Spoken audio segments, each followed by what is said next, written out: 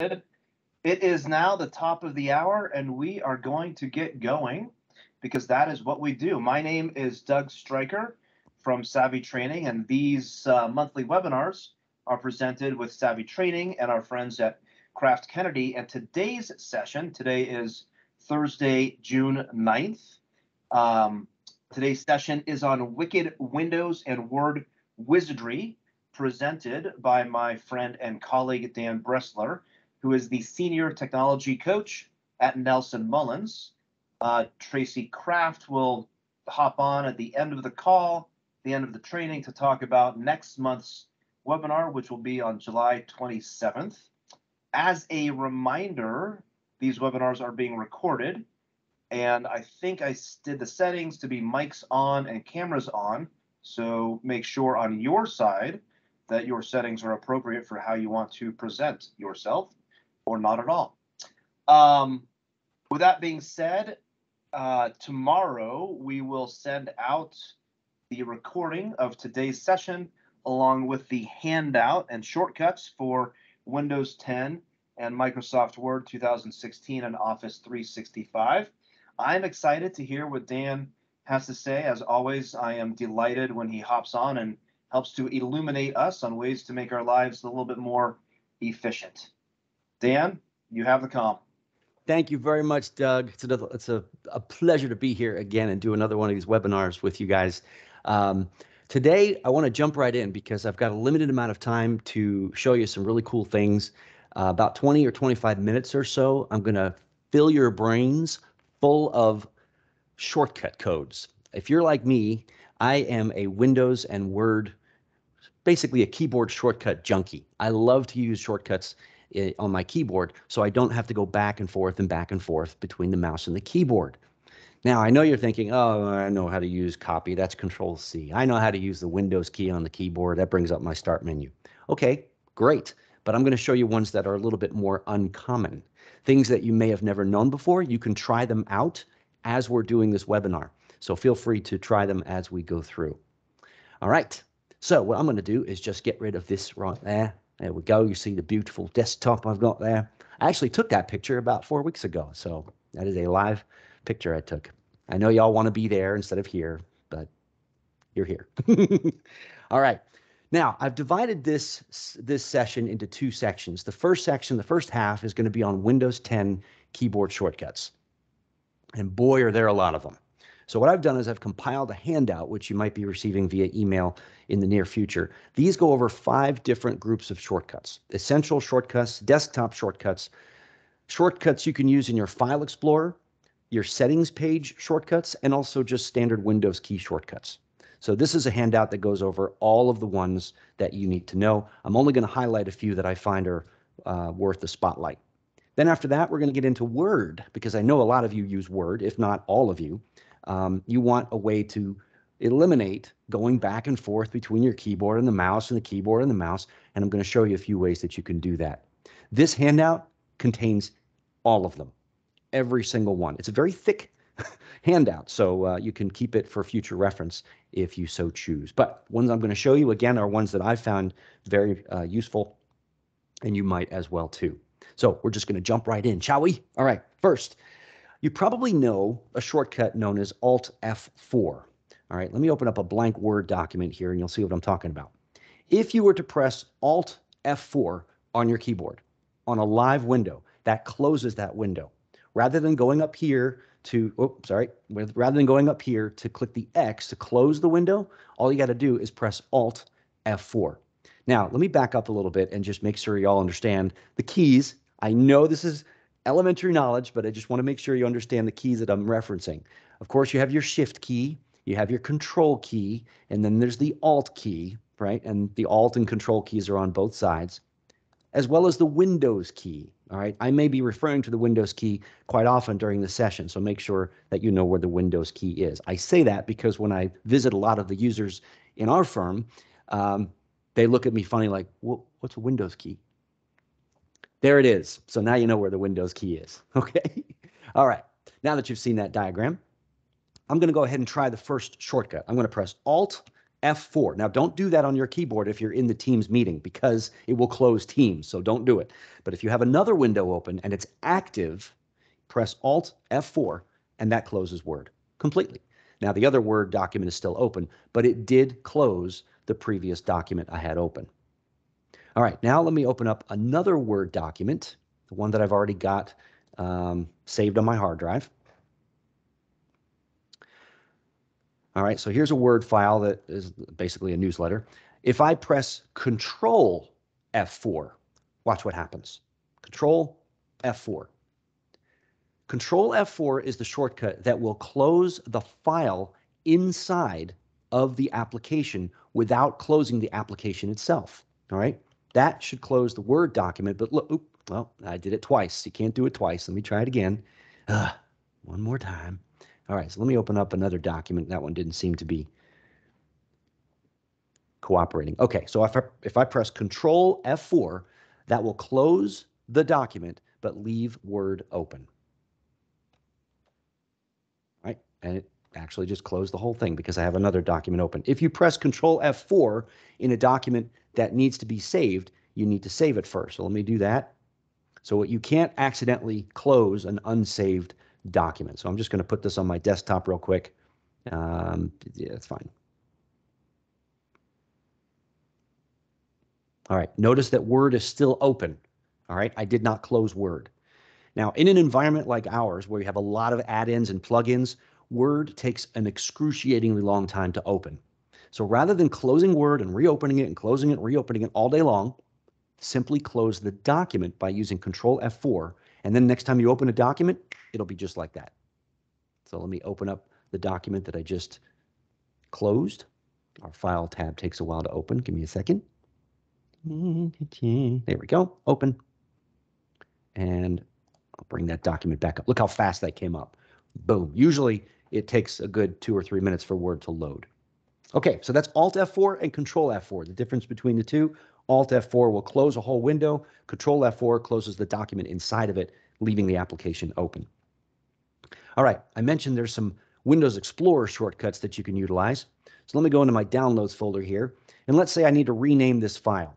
Normally, you would click on it, and then you click it again to get to the rename function, or you could right-click it and choose Rename from here.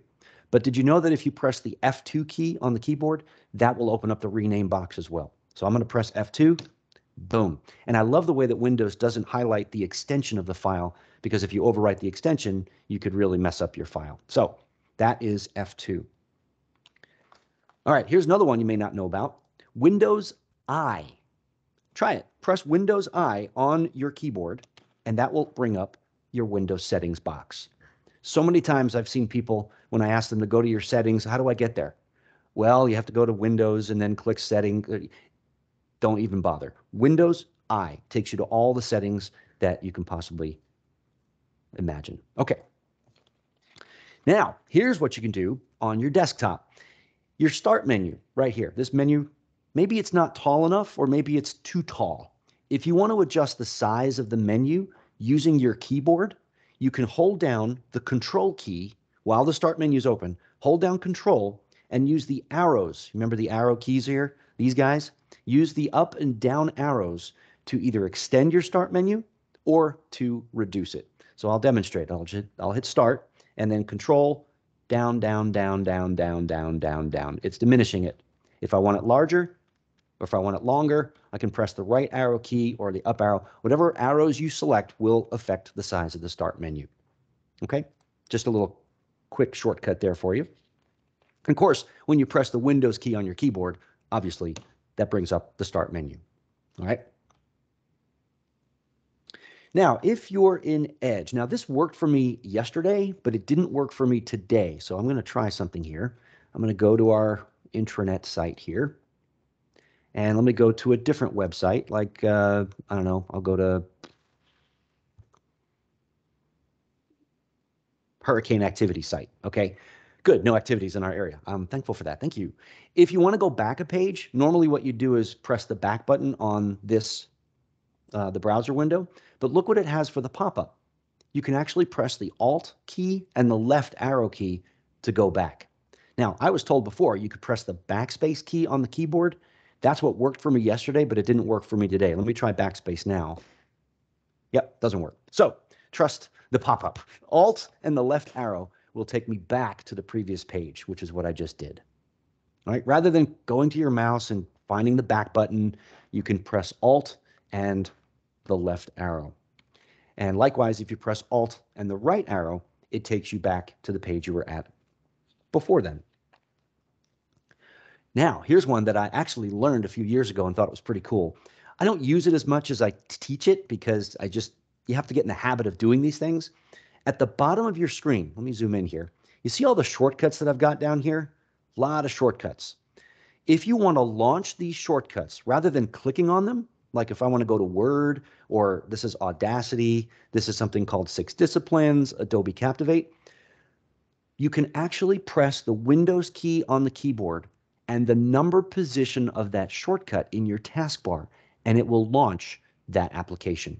So for example, File Explorer, that is position number 1. Microsoft Edge, that's position number 2.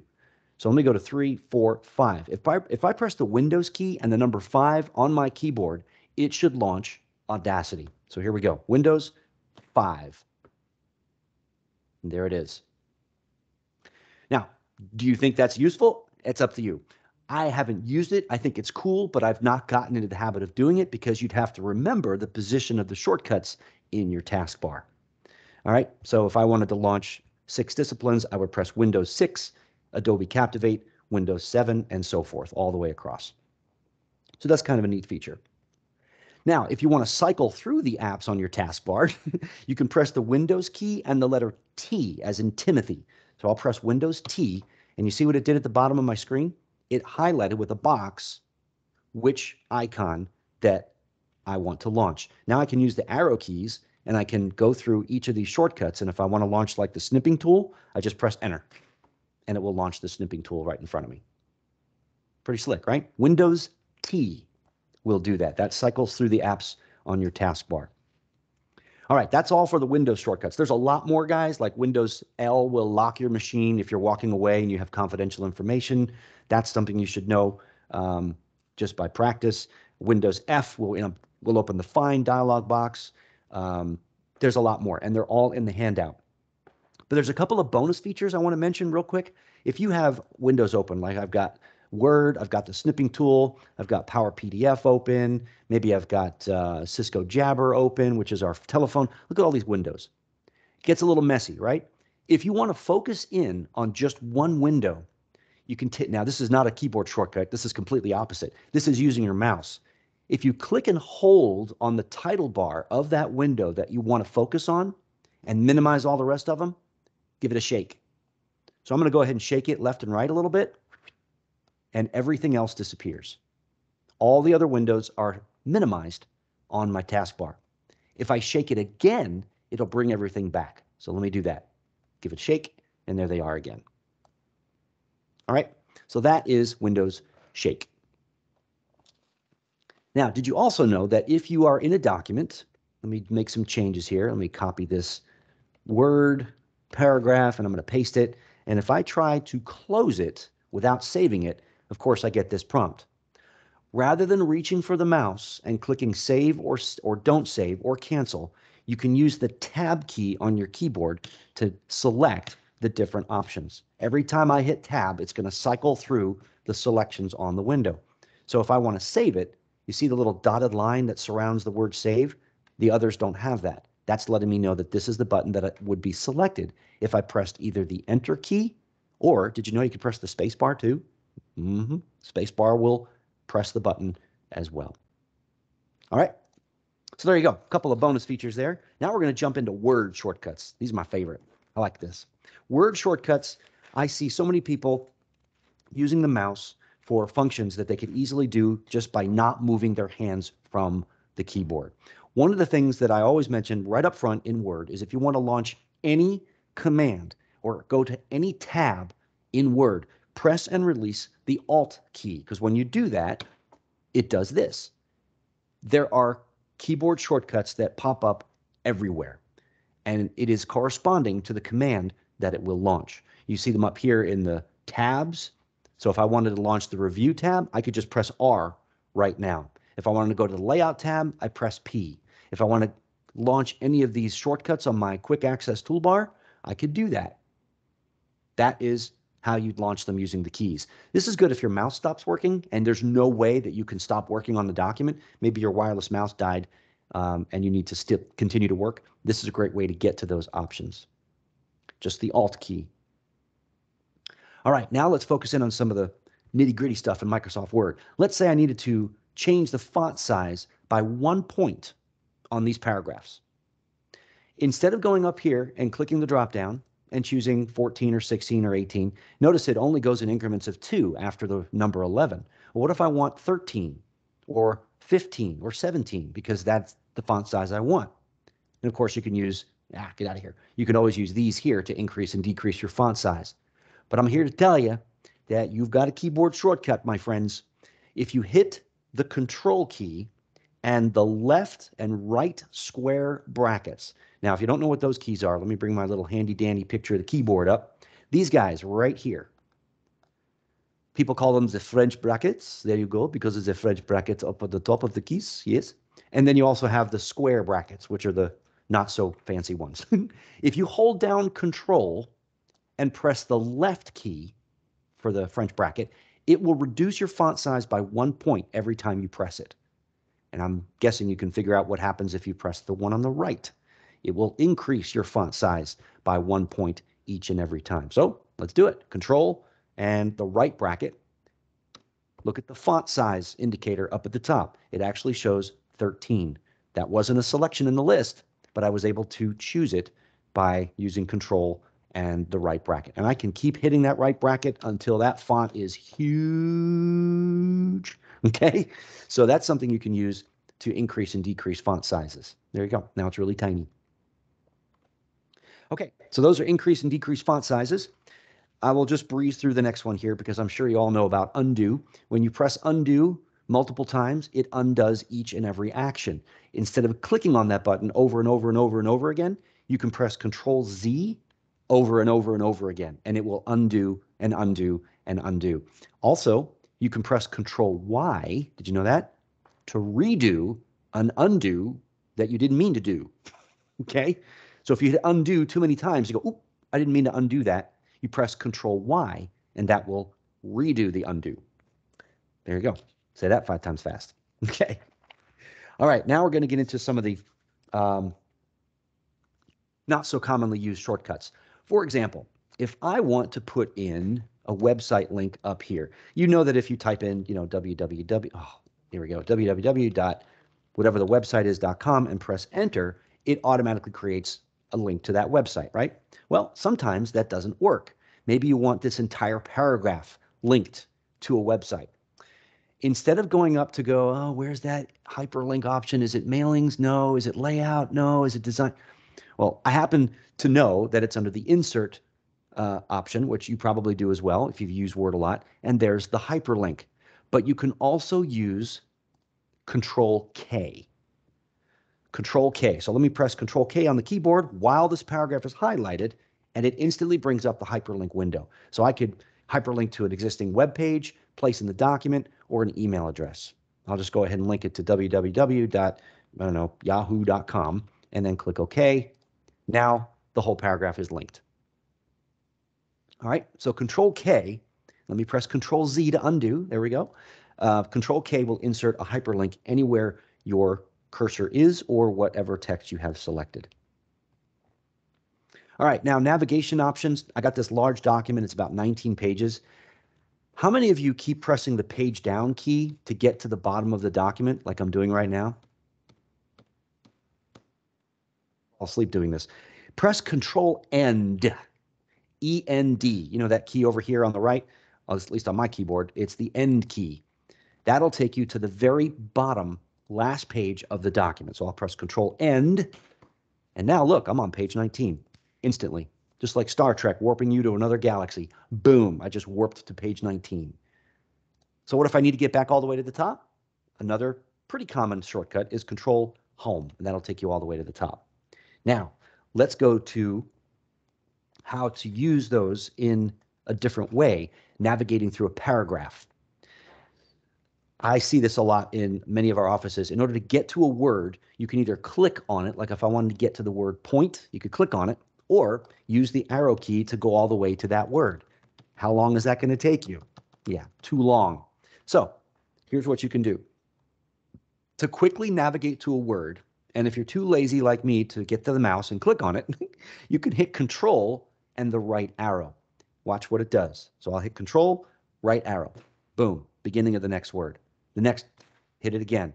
It goes to the next one. Go to the next one. Go to the next one. It will go to the beginning of each word in the paragraph if I hold Control and the right arrow key. And of course, the left arrow key does the same thing, just in reverse. All right, hopefully you all can see that on your screens. Let's take it a step further. What if I want the entire first sentence selected because I need to make it bold or italic or underline it or delete it? Instead of taking your mouse and selecting it like this, because I know some people have problems like that, and then they try to select it from the wrong spot, and then you just have frustrating issues with selecting text. Well, hold down the Control and the Shift key at the same time, hit the right arrow, and as many times as you need to select the text in that sentence. All right, so that's using Control and Shift. Now, another thing that does not include a Windows shortcut or a keyboard shortcut is selecting a paragraph. You all know in Word, if you want to select a word, you double click it, right? If I double click online, piece of cake. But did you know that if you triple click a word, it will select the entire paragraph? So you kind of got to be quick with your finger on the mouse. So I'll double click Prove, and now I'm going to triple click Help. And the whole paragraph is now selected. But wait, there's more. What if I needed to move that paragraph down farther in the document? Instead of cutting it and pasting it, you can actually use, all right, get this one, Alt, Shift, and then the up arrow or the down arrow. So let me do this. I'm going to make this paragraph bold and red so you can see where it is. And I'm going to hold down Alt and Shift and the down arrow and watch what happens. Hey, coming through, paragraph coming through. Every time I hit the down arrow, it's taking that paragraph and moving it to where I want it to be in the document. And of course, respectively, if I hit the up arrow, there you go. It goes back to where it was. Okay, just a couple more. I know we're running low on time. I'm talking as fast as I can. There are some text and graphics in a table shortcuts. I don't want to go over those just yet because it would require me to create that. Format characters. Let's say I needed this whole paragraph to be in uppercase. Well, you could use the change case button up here. Come on, stop that. I could hit the change case button here and change it to uppercase. So you've got sentence case, lowercase, uppercase, capitalize each word, and toggle case. But did you know that if you highlight text and you press Shift F3, that will toggle through all of those selections? So if I hit Shift F3 once, hey, look at that, all caps.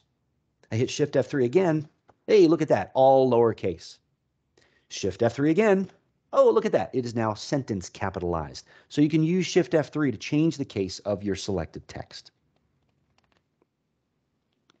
All right, now I did notice that in these handouts, they do repeat a lot of shortcuts. So that's normal. It's just because they fall under multiple categories in the handout. I think that's it. The only other thing I have for you is spacing between lines. It's a simple thing. Right now, this document has 1.5 spacing between, 1.5 point spacing between each sentence. And that's by using this button right here. I can use 1, I can go to 1.15, 1.5, whatever it is up here in order to select whatever spacing I want. However, if you use Control 1, Control 2, or Control 5, those will toggle from single spacing, double spacing, and 1.5 line spacing, respectively. So I'm going to hit Control 1, and boom. Oh, whoa, because my Zoom tool is set to Control 1. Let me kill that first. There we go. Let's try that again. Control 1, now it's single spaced, all the paragraphs I had selected. Control 5, now it's 1.5 spaced. And then, of course, Control 2, double spaced. Okay, that is all I've got time for right now, but there is so much more in these handouts. There are a ton of shortcuts you can use, window shortcuts you can use, work more efficiently and a lot quicker by using keyboard shortcuts rather than moving back and forth between the keyboard and the mouse. Thank you very much for your time, and I will now hand it over to Kraft Kennedy. So let me bring up that slide for you. Thanks, Dan. You're welcome. That was incredibly informative. I just sitting here, you've just changed my day. So thank you. You're welcome. Captivating, and I learned a lot. I want to prep everybody for what we're going to be talking about next month. We've developed a session called 5 Pitfalls to Avoid When Adopting New Technologies. And this arrived from talking to our CTO at Kraft Kennedy, Chris Owens, who has 20 plus experience helping law firms transition to new technologies. And he's clearly learned a thing or two. And so we're just going to do a rapid fire, 25-minute run through of 5 things he thinks you all should know if you have any plans to implement anything new in the coming year. Super high level, not a technical deep dive. He's going to make it practical so that you all can avoid some of the things we've seen people fall into in the past and learn from their mistakes. So we're really excited about that. On Wednesday, July 27th from 12 to 12:30 p.m. A registration link will be provided, but I'm looking forward to that session. I think it'll save everybody some headaches. So with that, I will thank you all, and I will pass you back over to Doug Stryker. Thank you, Tracy. Thank you, Dan, as well. I learned a bunch of cool stuff that I didn't know, and kind of working for and owning a training company, maybe I should. So that is why we appreciate you and the knowledge that you can share with all of us, and that everybody on this call can share with their collective constituents. So I wish everybody a fantastic rest of your day. Thank you for being here, and we'll send out all the recap and everything tomorrow. Have a great day.